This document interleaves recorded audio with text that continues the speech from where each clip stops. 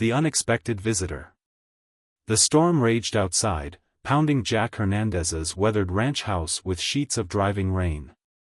Jack sat by the flickering fireplace, sipping a mug of black coffee. It had been a long day spent mending fences and checking on his cattle before the foul weather rolled in. At 68 years old, the work took a heavier toll on Jack's body than it used to. But ranching was in his blood, a vital part of who he was. Especially now that he was alone. 5 years had passed since cancer stole away his beloved wife Maria. Her absence still ached like a phantom limb.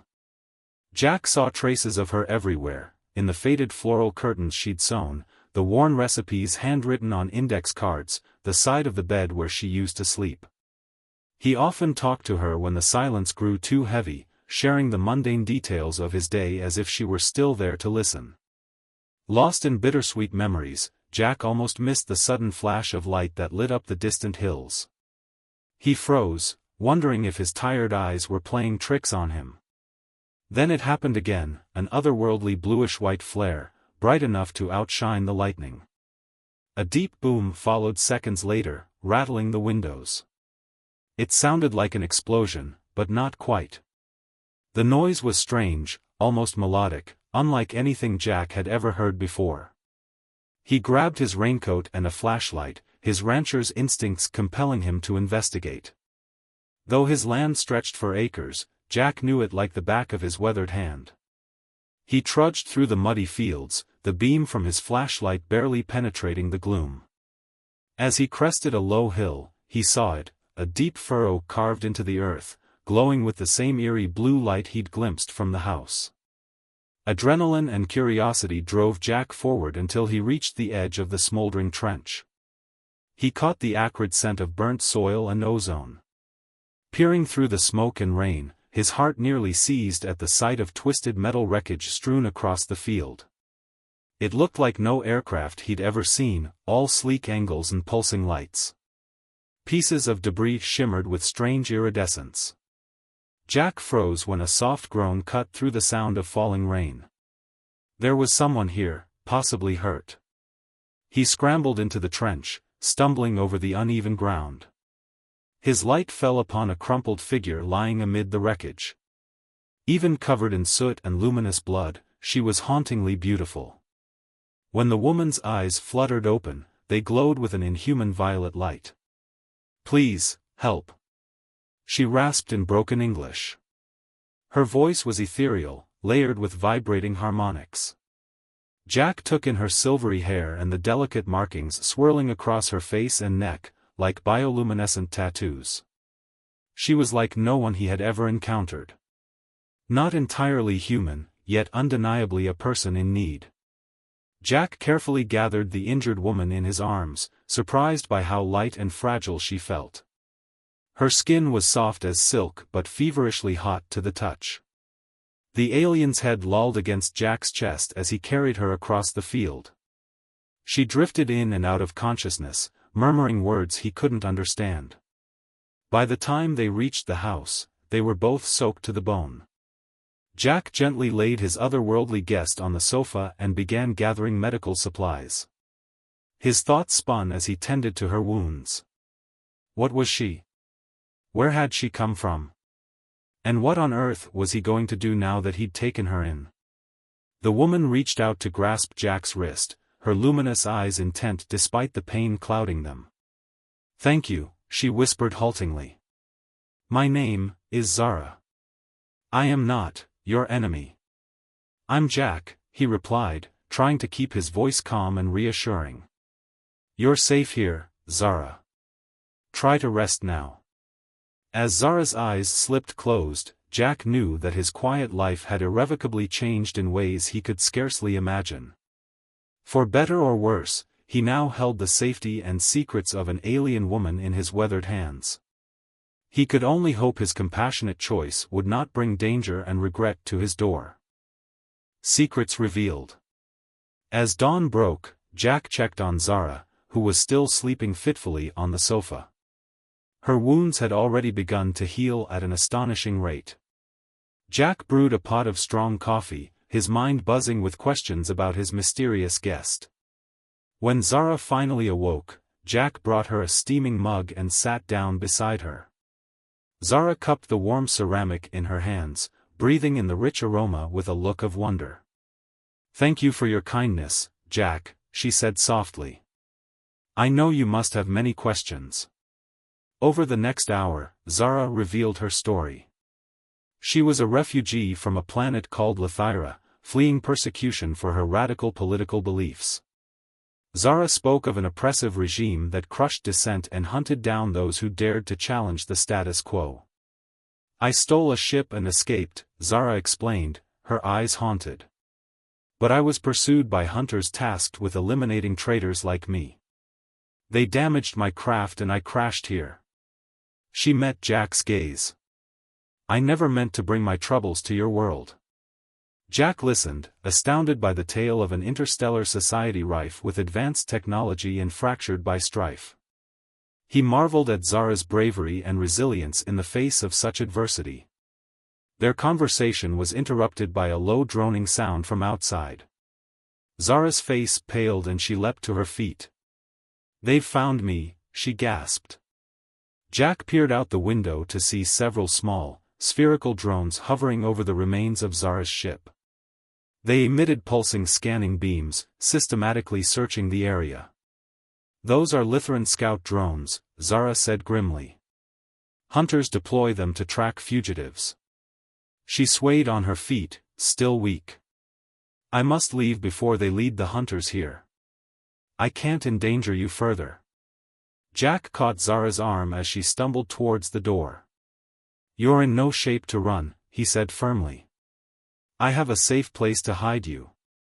Mind racing, Jack helped Zara out to the barn. He ushered her up a ladder into the dusty hayloft. "Stay here and rest," he instructed, pressing a canteen of water and some food into her hands. "I'll keep watch and make sure they don't find you." Zara clasped Jack's weathered hand in her own, her violet eyes bright with unshed tears. "I don't know how to thank you," she whispered. "Your compassion humbles me." "We'll figure this out together," Jack promised, squeezing her fingers gently. "You're not alone anymore." As Jack descended the ladder and stepped out into the morning light, he scanned the skies with a new sense of danger lurking. He could only hope his wits and resolve would be enough to protect Zara from the hunters that now sought them both. The hunters arrive.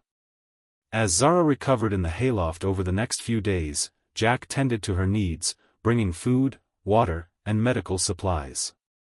They spent long hours in deep conversation, forming a profound connection despite their vastly different backgrounds.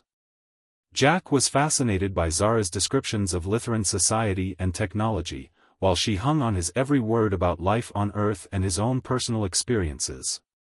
One evening, just as the sun began to set, a sleek alien craft suddenly landed in the fields near the ranch house. 3 figures emerged, clad head to toe in high-tech armored suits, their faces obscured by opaque helmets. Jack watched warily from the window as the hunters scanned the area with sophisticated handheld devices that emitted an eerie blue glow. With purposeful strides, the hunters approached the front door, drawing menacing-looking weapons from their holsters. Heart-pounding, Jack met them on the porch, doing his best to feign ignorance about the crashed ship or its occupant. The leader of the group, a hulking male nearly 7 feet tall, curtly demanded to search the property. Jack stalled for time, insisting they look in the outlying fields and hills first. As the hunters fanned out to comb the crash site and surrounding areas, Jack raced to the barn to warn Zara. Together, they watched in tense silence from a crack in the hayloft door as the hunters meticulously searched the property. After what felt like an eternity, the hunters regrouped near the house, their body language radiating impatience and suspicion. The leader confronted Jack again, this time openly threatening violence if he didn't fully cooperate with their hunt for the fugitive. Though his mouth went dry with fear, Jack stood his ground, unwilling to betray Zara. The impasse stretched taut, neither side backing down. Suddenly, one of the other hunters emerged from the barn, his scanner pulsing rapidly. "Traces detected," he called out, voice distorted by his helmet. The fugitive's biochemical signature is here. As one, the hunters converged on Jack, demanding he surrender Zara immediately. When Jack adamantly refused, they shoved him aside and forced their way into the house, ransacking every room in their search. A desperate plan. Hidden up in the hayloft, Zara listened to the ominous crashes and shouts emanating from the house below. Terrified, she huddled in Jack's comforting arms as he whispered reassurances, promising he would keep her safe no matter what. Her luminous eyes met his, filled with fear and sorrow. "Jack, there's something I must tell you," Zara said, her usual melodic voice shaking. "My biology has shifted. I've begun to enter my species' mating cycle." Zara went on to explain how she had originally fled her home world not just because of her political dissidence, but to escape an arranged bonding with a cruel and ambitious warlord. She couldn't bear the thought of being forced into mating with someone she despised. "But now, the hormonal changes in my body will act like a homing beacon, leading the hunters right to me," Zara revealed despairingly. "My scent is growing stronger, meant to draw in potential mates." Her next words came haltingly, heavy with implication. "There's only one way to mask my mating scent from my own kind. If I engage in the sacred bonding ritual with someone outside my species, with you, it will mingle our biochemical signatures and confuse the hunter's sensors." Jack felt his head swim, overwhelmed by the enormity of what Zara was suggesting. An interspecies mating ritual? He looked into her eyes, seeing the trust and vulnerability shining there alongside her fear. She was placing her life and all her hopes in his hands. The crashing sounds intensified from downstairs, spurring Jack into action. He gently touched Zara's cheek, silently marveling at the silken texture of her skin and the way her markings shimmered beneath his fingertips. In that moment, he understood the depth of the connection that had taken root between them. It transcended the physical, reaching into the very essence of their beings. He would do anything to protect this extraordinary woman who had come to mean so much to him. Meeting her gaze with solemn tenderness, Jack made his choice. In the hushed privacy of the hayloft, they came together in a ritual as old as time itself. Though the steps were strange and new, their bodies and minds seemed to instinctively find the way, twining ever closer until the boundaries between them blurred into insignificance. The power of their bonding unfurled like an iridescent flower, its heady alien fragrance filling the air. In its wake, something profound clicked into place, a puzzle piece they hadn't even known was missing. The sensation was almost overwhelming in its intensity, stealing their breath and sending their hearts racing as one. Breathless and trembling, they held each other in the afterglow, foreheads touching as they marveled at the sheer wonder of what had passed between them. The ritual had worked, their scents were now one, a uniquely mingled perfume that would mask Zara from her pursuers. But more than that, an unbreakable bond had taken root, a soul-deep link that they both knew would withstand any distance or adversity. Come what may, they would forever carry a piece of each other within their hearts. Yet danger still loomed mere feet away. The hunters' frustrated shouts rang out as they tore through the house, reminding Jack and Zara that their trials were far from over. Dread and determination twined within them, even as they clung to the miraculous connection they had forged.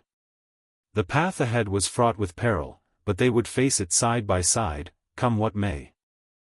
An impossible choice. The hunters burst into the barn, scanners sweeping. Jack shielded Zara with his body, bracing for the worst. But the leader paused, confusion flickering across his face as the scent reached him. "These readings make no sense," he growled. "The female appears to have already bonded with the native." The hunters argued, clearly thrown by this development. As Jack listened, he caught snatches of shocking information. Zara wasn't just a fugitive, but the lone daughter of a powerful Lithuanian diplomat. He realized with dawning horror that Zara had been fleeing an arranged marriage to a cruel warlord, an alliance that would give him dangerous political leverage. Seizing the hunter's uncertainty, Zara stepped forward, head high. She declared that she had formally bonded with Jack, invoking an ancient Lytheran law that forbade any challenge to a completed mating ritual. Furious but stymied, the leader issued an ultimatum. Zara could return to Lythira and marry as she was bid, or Jack would be executed for his interference. The choice was hers. Zara seemed to crumple, tears spilling down her cheeks. She met Jack's eyes, agony and adoration warring in her gaze. In that moment, their bond hummed between them, heavy with sorrow and possibility. Jack cupped Zara's face tenderly, his heart breaking. "Go," he whispered. "Your people need you. I'm just an old man, I've already had my love and my years. You have so much more ahead of you." Zara clutched his hands, her voice breaking. "I can't let you die for me. I love you." "Then live," Jack urged softly. "Live, and change your world for the better. That's how you honor what we have." Straightening with resolve, Zara faced the hunters. "I'll return to Lythira, but not to marry. I'll take my rightful place and forge a new path. In the name of my bond mate, I'll work for peace." Accepting her choice, the hunters grudgingly withdrew. Zara and Jack clung to each other, pouring a lifetime of love into one last embrace. As Zara boarded the Lytheran craft, she looked back at Jack, tears mirroring his own. Their bond shimmered between them, a promise transcending time and space.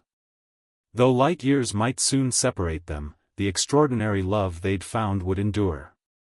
Jack watched the alien ship disappear into the stars, taking his heart with it.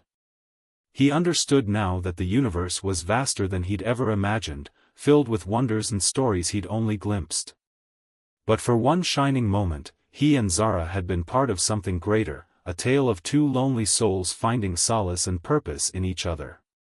That was a story he'd carry within him for the rest of his days, even as Zara carried it forward to change the course of galaxies.